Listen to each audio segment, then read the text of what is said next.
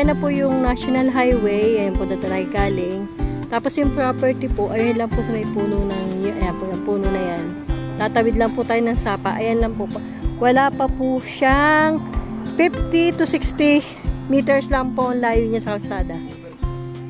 Ito na po yung kabuuan ng property. Tatawid lang po tayo dito. Pwede nyo na po yung palagyan ng sapa na yun, ng tawiran. Tapos ito po, kung makikita nyo po, ayan ang dami ng puno niya.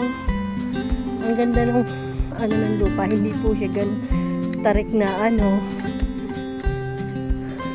Tapos kung mapapansin nyo po, marami po siyang puno na nyug. Tapos marami pa mamunga. Halos po takaran pa lang siya. Hindi pa siya nayugan. Mapapansin nyo po, ayan, marami po siyang puno. Pili o basyad na tinatawag nila.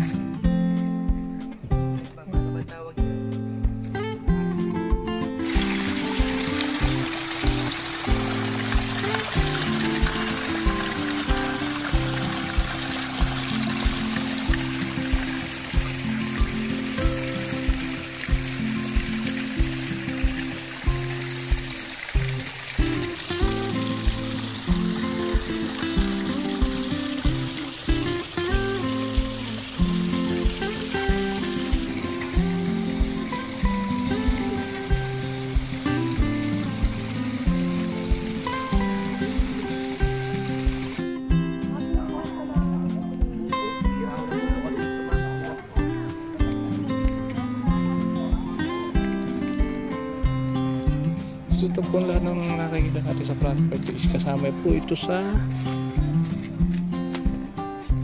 ayan. So meron pong pili. Ayan po yung pili. Yan. Kasta po yan.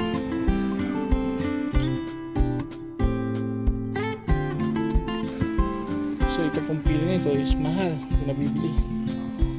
Ayan. So may naririnig po tayo na running water. So dito po running water.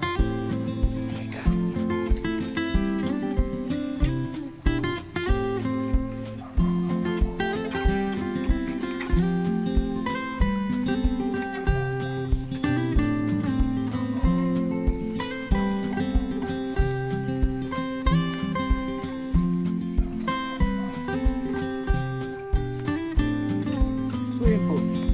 Tapos na tayo nakikita dyan. Ayan. Papunta po yun doon sa taas.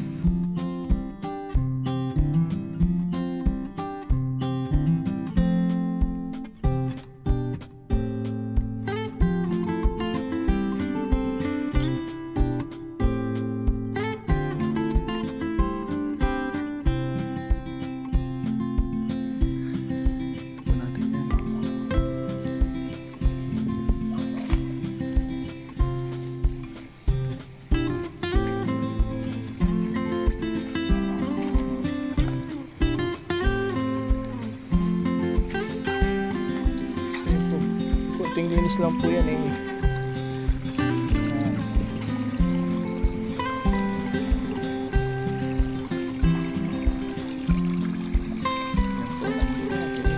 Napakaganda ng tubig.